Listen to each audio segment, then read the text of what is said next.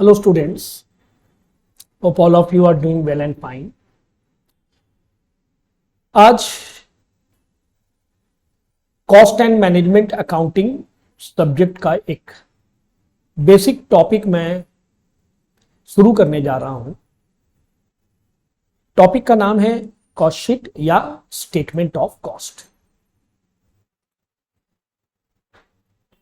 ये topic higher secondary के students, professional courses के students, BCom, MCom, BBA and MBA के स्टूडेंट्स के लिए है. तो सीधे टॉपिक में आते हैं. चलिए, कॉस्ट शीट जिसका दूसरा नाम है statement of cost. Cost sheet और स्टेटमेंट ऑफ कॉस्ट एक ही चीज है. कभी कभी इसे कॉस्ट शीट बोला जाता है, कभी कभी स्टेटमेंट ऑफ कॉस्ट बोला जाता है. ये एक ऐसा स्टेटमेंट है जिस स्टेटमेंट से आप each and every element of cost, यानी एक सामान को प्रोडक्शन करने में जितना भी खर्च हो सकता है, सारे खर्च को आप एट ए ग्लांस, एक नजर में देख सकते हैं. और साथ ही साथ सामान को बेचकर कितना प्रॉफिट हुआ या कितना में आपने सेल किया, वो भी आपको नजर आने लगता है. कॉस्ट एंड मैनेजमेंट अकाउंटिंग का ये one of the important topic है, क्योंकि cost and management accounting subject के अंडर में जितने भी टॉपिक है, जितने भी चैप्टर है, सभी चैप्टर में मोर और लेस इस स्टेटमेंट ऑफ कॉस्ट यानी कॉस्ट शीट का कंसेप्ट कहीं ना कहीं यूज होता है. तो स्टेटमेंट ऑफ कॉस्ट जिसका दूसरा नाम है कॉस्ट शीट, कॉस्ट डिपार्टमेंट इसे बनाता है, बनाकर सामान का टोटल कॉस्ट पता लगाता है. ये जो आप देख रहे हैं टोटल कॉस्ट, सामान को कितना में बेचा, कितना प्रॉफिट हुआ, ये पता लगाता है. कॉस्ट शीट बनाने के पीछे ये एक रीजन है. दूसरा रीजन क्या है? एक सामान को मैन्युफैक्चर करने में रॉ मटेरियल और लेबर के अलावा और भी बहुत सारे खर्च होता है. सारा खर्च आपको एट ए ग्लांस दिखता है, एक नजर में, एक शीट के अंदर सब दिखता है. इससे आप एक ओवरऑल व्यू देख सकते हैं और साथ ही साथ डिसीजन लेने में या कंक्लूजन में पहुंचने में आपको आसान होता है. तो कॉस्ट शीट यानी स्टेटमेंट ऑफ कॉस्ट, यहां से each and every element of cost आपको पता चलेगा. सामान को बनाने में जितना खर्च हुआ, सभी तरह के खर्च आपको आंखों के सामने दिखेगा. सामान को बेचे कितना में, प्रॉफिट कितना हुआ, सब पता चलेगा. यहां लेफ्ट साइड में आप देख रहे हैं आउटपुट. आउटपुट मतलब प्रोडक्शन, जितना सामान आपने प्रोडक्शन किया. राइट साइड में आप देख रहे हैं पीरियड, जिस पीरियड के दौरान ये सामान प्रोडक्शन किया, वो आपको सम्स में बता देगा. यानी ये सामान को प्रोडक्शन करने में कितना वक्त लग गया, 1 वीक में हुआ या 1 मंथ में या 1 ईयर में, एज पर क्वेश्चन जो भी पीरियड देगा आपको यहां डालना है. ऊपर में हेडिंग में आपको डालना है या तो कॉस्ट शीट या तो स्टेटमेंट ऑफ कॉस्ट. अमाउंट का 2 column, inner column, outer column. Opening stock of raw material, साल का शुरू में आपका गोडाउन में जितना कच्चा माल था, इनर कॉलम में डालिए उसका अमाउंट. ये जो स्टार्स देख रहे हैं ये अमाउंट को रिप्रेजेंट कर रहा है. यहां पर पैसा डालेंगे हम लोग. इसके संग ऐड करेंगे जितना रॉ मटेरियल हमने परचेस किया, और ऐड करेंगे रॉ मटेरियल को लाने का गाड़ी भाड़ा, carriage inward, carriage on purchase, freight, freight नाम से भी देता है, freight on purchase of raw material, यानी सामान को लाने का गाड़ी भाड़ा. और ऐड करेंगे कोई और किस्म का खर्च. जब सामान हम खरीदने गए उस समय सामान के पीछे में कोई और किस्म का अगर खर्च हुआ हो खरीदने के टाइम, परचेज से रिलेटेड, वो खर्च ऐड करेंगे. सभी को ऐड करके नीचे उतारेंगे, इनर कॉलम में रखेंगे. यहां से लेस करेंगे परचेज रिटर्न यानी रिटर्न आउटवर्ड. माइनस करने के बाद नीचे फिर अमाउंट को लाएंगे. यहां से लेस करेंगे एबनॉर्मल लॉस ऑफ मटेरियल. अच्छा, लॉस 2 तरह का होता है, normal loss and abnormal loss. Normal loss consider नहीं किया जाता है. क्यों? क्योंकि वो परचेज के अंदर ऑलरेडी इंक्लूड होता है. यानी इतना मामूली जो लॉस होता है, नॉर्मल लॉस, पकड़ लिया जाता है कि वो सामान बर्बाद होना ही हम रोक नहीं सकते हैं। तो जब हम लोग परचेस करते हैं तो नॉर्मल लॉस को कंसीडर करके परचेस करते हैं, मतलब उतना सामान हम लोग पहले से ही परचेस कर लेते हैं कि उतना सामान मेरा बर्बाद होगा। तो इसीलिए नॉर्मल लॉस जब देगा उसको नहीं लेना है, एबनॉर्मल लॉस देगा तो माइनस करना है। एबनॉर्मल लॉस जो ह्यूज क्वांटिटी में लॉस होता है और जो आप पहले से प्रेडिक्ट नहीं कर सकते हैं, पहले से अंदाजा नहीं लगा सकते, अचानक से वो हो जाता है। जैसे आपका गोडाउन में आग लग गया, लॉस बाय फायर। जैसे गाड़ी से सामान आ रहा था, गाड़ी का एक्सीडेंट हो गया, ऐसा कुछ भी लॉस को एबनॉर्मल लॉस जो ह्यूज क्वांटिटी में होता है और जिसको आप प्रेडिक्ट नहीं कर सकते हैं, अंदाजा नहीं लगा सकते। नॉर्मल लॉस देगा तो सिंपली छोड़ दीजिए, क्योंकि नॉर्मल लॉस परचेज के अंदर इंक्लूड होता है, यानी हम लोग उतना लॉस होगा पकड़ के ही सामान को खरीद रहे हैं। Closing stock of raw material minus होगा, होने के बाद पैसा बाहर जाएगा, इसको बोला जाता है raw material consumed. Raw material consumed यानी इतना रॉ मटेरियल यूज किया हम, कंज्यूम मतलब यूज, जब प्रोडक्शन का काम चल रहा था तो इतना रॉ मटेरियल का आपने यूज किया, that is raw material consumed. अच्छा, इसका दूसरा नाम आप लोग नोट डाउन कर लेंगे, direct material. Direct material, direct material, raw material consumed both are same. इतना रॉ मटेरियल आपने यूज किया, पैसा को हम लोग क्या करेंगे, आउटर कॉलम में लेकर चले जाएंगे पैसा, यानी ये जो पैसा गया ये सारा कैलकुलेशन करने के बाद बाहर गया, इसके अंदर ये सारा चीज एडजस्ट किया हुआ है। और अगर मान लीजिए डायरेक्ट रॉ मटेरियल कंज्यूम दे देता है या डायरेक्ट मटेरियल दे देता है तो डायरेक्ट आउटर कॉलम में डालेंगे, ये सब का जरूरत नहीं है। इसके बाद क्या आएगा, इसके बाद आएगा डायरेक्ट वेजेस, जिसका इतना सारा नाम है, कोई भी नाम से दे सकता है आउटर कॉलम में, यानी वो वेजेस जो डायरेक्टली प्रोडक्शन से रिलेटेड, यानी जो वर्कर अपने हाथों से प्रोडक्शन किया है, अपने मेहनत से प्रोडक्शन किया है, उसको जो वेजेस देते हैं that is direct wages, outer column में बैठेगा।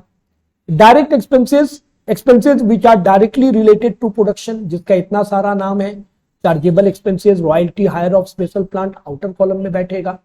रॉ मटेरियल कंज्यूम्ड, इधर डायरेक्ट वेजेस, डायरेक्ट एक्सपेंसेस, ये तीनों खर्च है, ये मटेरियल का खर्च, ये मजदूर का खर्च और ये डायरेक्ट एक्सपेंसेस का खर्च, सब ऐड करके नीचे उतारेंगे, जिसका नाम होगा प्राइम कॉस्ट। इसके बाद आता है फैक्ट्री ओवरहेड, जिसका दूसरा नाम है वर्क्स ओवरहेड। फैक्ट्री ओवरहेड में क्या लेंगे, फैक्ट्री से रिलेटेड सारा खर्च। याद रखिए, non productive expenses, indirect expenses, works expenses, ये सब नाम जब आएगा, मैं फिर रिपीट कर रहा हूं, नॉन प्रोडक्टिव, इनडायरेक्ट, वर्क्स, ये सब जब आएगा, या मैन्युफैक्चरिंग, आप समझ जाइए कि वो फैक्ट्री का एक्सपेंसेस है, जितना फैक्ट्री का खर्च देगा, एक तो, दो तो, चार तो, सब यहां डालिए। उसके संग ऐड कीजिए ओपनिंग वर्क इन प्रोग्रेस, जो काम अभी चल रहा है, कंप्लीट नहीं हुआ है, साल का शुरू में ऐसा कुछ है जिसका काम अभी चल रहा है, लास्ट ईयर का बचा हुआ है, वो लास्ट ईयर का क्लोजिंग वर्क इन प्रोग्रेस, जो हमारे साल का ओपनिंग वर्क इन प्रोग्रेस, काम चल रहा है, इनकम्प्लीट वर्क, काम जारी है, ऐड करेंगे, ऐड करके नीचे उतारेंगे, यहां से लेस करेंगे closing work in progress, less करने के बाद फिर नीचे उतारेंगे, साल का एंड में जो काम चल रहा है वो नेक्स्ट ईयर कंप्लीट होगा तो यहां से निकाल दिया गया उसको, और लास्ट ईयर वाला इस ईयर कंप्लीट होगा तो यहां पर उसको जोड़ दिया गया, शामिल कर दिया। ये काम इनकम्प्लीट था, ये कंप्लीट करेंगे इस साल, और ये इनकम्प्लीट है, ये कंप्लीट होगा नेक्स्ट ईयर। माइनस करने के बाद लेस करेंगे सेल ऑफ स्क्रैप, रद्दी सामान, वेस्ट प्रोडक्ट, कंपनी उसको सेल कर देता है, माइनस करके बाहर ले जाएंगे। ये जो पैसा आप देख रहे हैं बाहर गया, ये क्या है, ये फैक्ट्री ओवरहेड का पैसा है, यानी फैक्ट्री में इतना खर्च हुआ, इन शॉर्ट अगर बोले तो this is the amount of factory overhead. Prime cost और फैक्ट्री ओवरहेड ये दोनों खर्च है, इसके अंदर तीन खर्च है, material consume, direct wages, direct expenses, जोड़ के आया प्राइम कॉस्ट, उसके संग फैक्ट्री का एक्सपेंसेस हम लोग ऐड करेंगे, करने से नीचे जो अमाउंट आएगा इसका दो नाम है, या तो फैक्ट्री कॉस्ट या तो वर्क कॉस्ट। इसके संग हम लोग ऐड करेंगे, इसके संग हम लोग ऐड करेंगे office and administration overhead, office में जितना खर्च हुआ सारा एक्सपेंसेस, दो तीन जो भी दे सब इनर कॉलम में रखिए, सबको ऐड करके बाहर लीजिए। आउटर कॉलम में ये जो आपका अमाउंट था फैक्ट्री कॉस्ट का अमाउंट, इसके संग ये ऑफिस का जो भी अमाउंट देगा, अगर सिंगल अमाउंट दिया ऑफिस का एक ही खर्च दिया तो सीधा बाहर डाल दीजिए, अगर 2-3 खर्च दिया है सबका नाम लिखिए, पैसा लिखिए, ऐड करके बाहर ले जाए। ये पैसा ऑफिस वाला पैसा और फैक्ट्री वाला पैसा दोनों को ऐड करके नीचे उतारेंगे, नाम देंगे cost of production, cost of production. इसके संग ऐड होगा opening stock of finish goods, जो सामान शुरू में तैयार हो गया था, यानी लास्ट ईयर का बचा हुआ है वो शुरू में तैयार था, वो इस साल बिकेगा। और लेस करेंगे closing stock of finish goods, जो साल का एंड में तैयार हो चुका है बट बिका नहीं है, वो नेक्स्ट ईयर बिकेगा, इसलिए उसको इस ईयर का कॉस्ट से निकाल दिया जा रहा है। और लास्ट ईयर वाला इस ईयर बिकेगा, इसलिए इस साल का कॉस्ट में उसको शामिल किया जा रहा है, ऐड किया जा रहा है। माइनस करने के बाद जो आएगा that is cost of goods sold. इसके संग सेलिंग एंड डिस्ट्रीब्यूशन डिपार्टमेंट का खर्च ऐड करेंगे, 1 ठो 2 ठो 4 ठो जितना दे, अगर एक खर्च देता है सीधा बाहर डाल दीजिए आउटर कॉलम में, 2-3 खर्च देता है तो पहले अंदर रखिए, सबको जोड़ के आप बाहर लीजिए। कॉस्ट ऑफ गुड्स सोल्ड के संग selling and distribution overhead add करेंगे तो नीचे एक पैसा आएगा, इस पैसा का 2 नाम है, या तो टोटल कॉस्ट या तो cost of sales. Profit add करेंगे तो आ जाएगा सेल्स, सेल्स मतलब सेलिंग प्राइस। ये था कॉस्ट शीट का फॉर्मेट, बहुत बेसिक फॉर्मेट है, सम्स बनाते बनाते आपको याद हो जाएगा। अपना स्टडी मटेरियल से एक सम्स लेते हैं प्रैक्टिस पर्पस के लिए। ये रहा, a factory produces a standard product. एक फैक्ट्री में सामान प्रोड्यूस होता है। Following information is given to you for which you are required to prepare a cost sheet for January 2015। देखिए मैंने बोला था पीरियड क्वेश्चन में बता देगा, ये जनवरी महीना का सारा डेटा है, यानी एक महीना में जो सामान प्रोडक्शन हुआ था उसका सारा डेटा दे रहा है। तो कॉस्ट शीट जो आप बनाइएगा, कॉस्ट शीट बनाने बोला है, उस कॉस्ट शीट में पीरियड में आप क्या डालिएगा, जनवरी 2015 पीरियड में डालिएगा, ठीक है।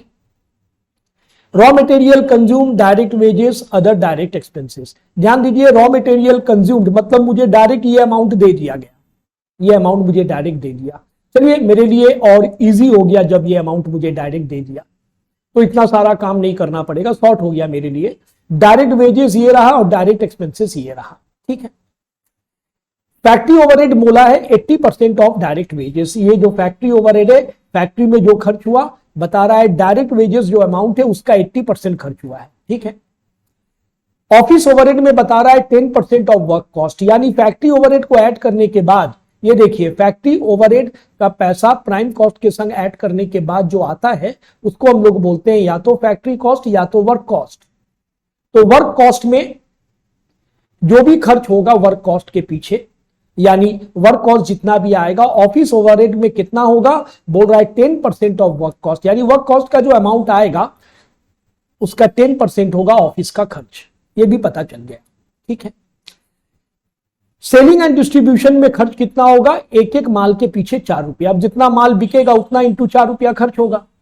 यूनिट प्रोड्यूस्ड एंड सोल्ड 10,000, 10,000 माल बनाया और बेचा भी है। ये देखिए प्रोडक्शन में हम लोग लिखेंगे, आउटपुट मींस प्रोडक्शन, 10,000 यूनिट हमने प्रोडक्शन किया। नेक्स्ट, इसके बाद बोल रहा है also find out the selling price per unit, एक एक माल का सेल प्राइस पता लगाओ, on the basis that profit markup is uniformly made to yield a profit of 20% on the selling price। बोल रहा है कि एक एक माल का सेल प्राइस पता लगाओ, टोटल भी पता लगाना है, 10,000 माल प्रोडक्शन करने में टोटल कितना खर्च हुआ, टोटल कितना लागत आया, टोटल कितना खर्च बैठा, कॉस्ट, वो पता लगाना, और एक माल का सेल प्राइस भी पता लगाना है। There was no stock of finished goods or work in progress either at the beginning or at the end of the period। साल का शुरू में या साल का एंड में ना ही फिनिश गुड्स का कोई ओपनिंग या क्लोजिंग स्टॉक था, ना ही वर्क इन प्रोग्रेस का कोई ओपनिंग या क्लोजिंग स्टॉक था। तो 2 कॉलम में सम्स बन जाएगा। एक्चुअली टोटल के लिए लगता है 2 कॉलम और पर यूनिट के लिए एक थर्ड कॉलम, यानी 3 कॉलम होना चाहिए था यहां पर। टोटल के लिए 2 कॉलम, ये देखिए कॉस्ट शीट में टोटल के लिए 2 कॉलम लगता है, बट यहां सिंगल कॉलम में हो जाएगा। उसका रीजन क्या है, फिनिश गुड्स का ओपनिंग क्लोजिंग, इधर वर्क इन प्रोग्रेस का ओपनिंग क्लोजिंग कुछ भी नहीं है, तो सिंगल कॉलम में हो जाएगा। और एक कॉलम मैंने बना के रखा पर यूनिट के लिए, यानी एक एक माल का भी सेल प्राइस आपको पता लगाना है। तो हम लोग क्या करेंगे, एक एक माल का कॉस्ट प्राइस, सेल प्राइस दोनों निकालेंगे। सबसे पहले एज पर फॉर्मूला सबसे पहले मेरा क्या आना चाहिए, ये देखिए सबसे पहले मेरा आना चाहिए रॉ मटेरियल कंज्यूम्ड। डायरेक्ट ये अमाउंट दे दिया है, रॉ मटेरियल कंज्यूम्ड का अमाउंट ध्यान दीजिएगा 1,82,000। ये देखिए रॉ मटेरियल कंज्यूम्ड 1,82,000। ये हुआ टोटल, यानी 10,000 माल प्रोडक्शन करने में इतना खर्च हुआ है। एक माल के पीछे कितना खर्च हुआ है कैसे पता चलेगा, 10,000 से डिवाइड कर देंगे। 1,82,000 डिवाइडेड बाई 10,000, 10,000 माल बनाने में इतना खर्च, तो एक माल में कितना खर्च डिवाइडेड, तो मिल जाएगा आपको 1,82,000 को 10,000 से डिवाइड कर दिया। एज पर फॉर्मूला नेक्स्ट क्या आता है देख लीजिए, नेक्स्ट आता है रॉ मटेरियल कंज्यूम्ड के बाद direct wages, then direct expenses. Direct wages direct expenses दोनों का अमाउंट दे दिया, 58,000 22,000। डायरेक्ट वेजेस 58,000, 10,000 सामान प्रोड्यूस करने के लिए, मैन्युफैक्चरिंग करने के लिए आपने वेजेस दिया इतना, तो एक सामान का पर यूनिट मतलब एक माल का एक सामान को बनाने में कितना खर्च हुआ वेजेस के पीछे, 10,000 के लिए 58,000, 1 के लिए कितना 10,000 से डिवाइड कर देंगे 5.8। डायरेक्ट एक्सपेंसेस भी दे दिया था 22,000, वही 10,000 माल के लिए आपने खर्च किया 22,000, एक माल के लिए कितना, एक सामान के लिए कितना, डिवाइड कर देंगे 10,000 से 2.2। तीनों को ऐड करेंगे तो ऐड करके जो आएगा दैट इज प्राइम कॉस्ट। ये देखिए फॉर्मूला देख लीजिए, रॉ मटेरियल कंज्यूम का पैसा, डायरेक्ट वेजेस डायरेक्ट एक्सपेंसेस का पैसा ऐड कर दीजिए तो आएगा प्राइम कॉस्ट। तो चलिए तीनों को ऐड करके नीचे उतारते हैं, टोटल का भी ऐड करेंगे, पर यूनिट का भी ऐड करेंगे। ये देखिए प्राइम कॉस्ट, ये रहा प्राइम कॉस्ट, यानी 10,000 माल बनाने में प्राइम कॉस्ट इतना है, एक माल का, एक सामान का प्राइम कॉस्ट इतना है।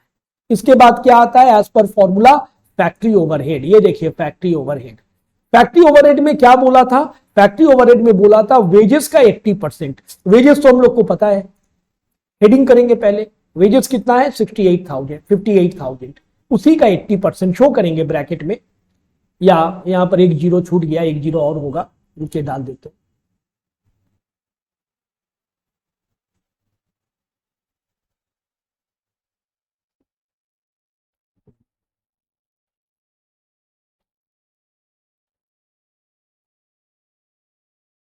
अच्छा से लिख दीजिए 58,000 का 80%, 80%, ठीक है, टाइपिंग मिस्टेक हो गया था वहां। 46,400 आएगा। ये जो 46,400 आया 10,000 यूनिट्स का, 10,000 सामान प्रोड्यूस करने में इतना खर्च हुआ, तो एक सामान का 10,000 से डिवाइड करेंगे, ऐड करेंगे, ऐड करने से क्या आएगा ध्यान दीजिएगा, आप इस जगह पर हैं, फैक्ट्री का खर्चा, वर्क इन प्रोग्रेस वगैरह ये सब नहीं है, सिर्फ फैक्ट्री का एक ही खर्चा दिया था, वेजेस का 80%, वेजेस हम लोग को पता था, उसी का 80% निकाले। ये है फैक्ट्री का खर्च, ऐड करेंगे या तो फैक्ट्री कॉस्ट या तो वर्क कॉस्ट, या तो फैक्ट्री कॉस्ट या तो वर्क कॉस्ट, ऐड कर देंगे। ये देखिए ये दोनों को ऐड कर देंगे, या तो फैक्ट्री कॉस्ट या तो वर्क कॉस्ट, इसको भी ऐड कर देंगे, यानी 10,000 सामान प्रोड्यूस करने में फैक्ट्री कॉस्ट इतना है, एक सामान प्रोड्यूस करने में इतना है। इसके बाद एज पर फॉर्मूला क्या आता है, ऑफिस एंड एडमिनिस्ट्रेशन ओवरहेड। देखिए यहां तक हो गया, अब आता है office and administration overhead. Office and administration के पीछे जो खर्च हुआ, देखते हैं ऑफिस में कितना खर्च हुआ, 10% ऑफ वर्क कॉस्ट। तो पहले हेडिंग करेंगे हम लोग, ये देखिए वर्क कॉस्ट हम लोग को पता है 3,08,400, इसी का 10% ऑफिस में खर्च हुआ। इसको भी हम लोग 10,000 यूनिट से डिवाइड करेंगे तो 1 यूनिट का पता चल जाएगा, ये रहा, यानी 10,000 माल बनाने में इतना खर्च, तो एक माल बनाने में कितना खर्च डिवाइड किए तो आ गया। ऐड करेंगे, ऐड करके जो आएगा उसका नाम क्या है, देखिए कॉस्ट ऑफ प्रोडक्शन। ये देखिए ऑफिस का खर्चा ऐड कर दिए, ऐड करके जो आया किसके संग ऐड कर दिए, वर्क कॉस्ट के संग ऐड कर दिए, ऑफिस का खर्चा जो आया that is cost of production. Finish goods जब नहीं है तो यही मेरा कॉस्ट ऑफ प्रोडक्शन और यही मेरे लिए बन जाएगा कॉस्ट ऑफ गुड्स सोल्ड, क्योंकि ये दो चीज नहीं है, हम डायरेक्ट छलांग लगा के यहां आ सकते हैं, जंप करके यहां आ सकते हैं। Cost of production is itself cost of goods sold. ये देखिए कॉस्ट ऑफ प्रोडक्शन, आप चाहें तो स्लैश देके कॉस्ट ऑफ गुड्स सोल्ड भी लिख सकते हैं, इसको भी ऐड कर दीजिए। कॉस्ट ऑफ गुड्स सोल्ड के बाद देखिए क्या आता है, सेलिंग एंड डिस्ट्रीब्यूशन ओवरहेड। ये देखिए सेलिंग एंड डिस्ट्रीब्यूशन ओवरहेड, क्या बोला था क्वेश्चन में, सेलिंग एंड डिस्ट्रीब्यूशन के पीछे खर्च हुआ है एक माल के लिए 4 रुपया पर यूनिट सोल्ड। जितना माल बिकेगा उतना इंटू 4 रुपया। माल बनाया था और बेचा था 10,000, यानी 10,000 माल बिका था।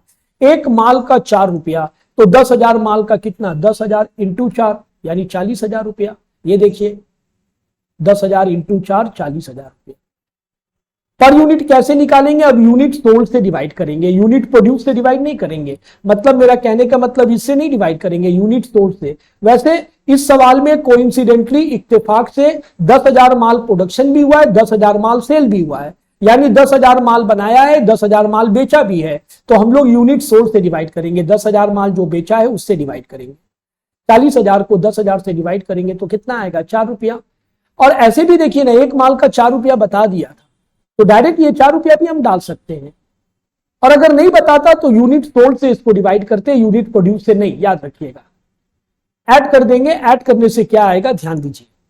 ये देखिए फॉर्मूला में आप इस जगह पर है, सेलिंग ओवरहेड का पैसा ऐड करेंगे तो टोटल कॉस्ट, जिसका दूसरा नाम है कॉस्ट ऑफ सेल्स, ऐड कर दीजिए टोटल कॉस्ट या कॉस्ट ऑफ सेल्स।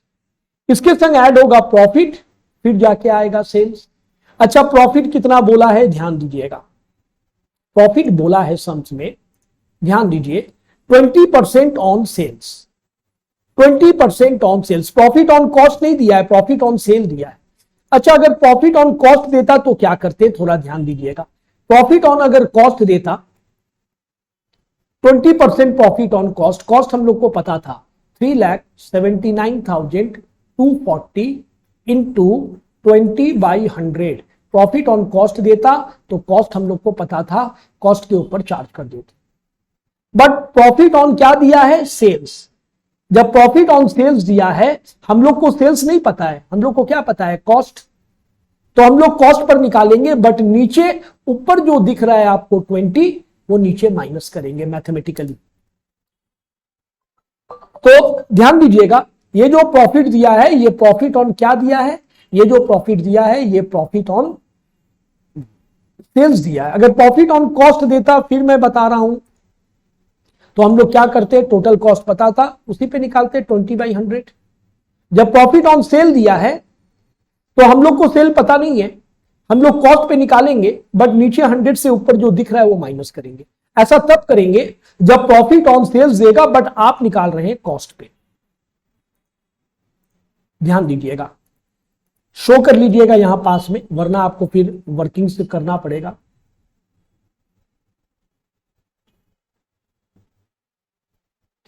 क्या शो कीजिएगा, 3,79,240 इंटू प्रॉफिट कितना था 20%, ऑन कॉस्ट होता तो ये करते, सेल्स है तो ऊपर में जो है वो नीचे माइनस होगा डिनोमिनेटर में। सॉल्व करके देखिएगा, इतना ही है। पर यूनिट कैसे पता चलेगा,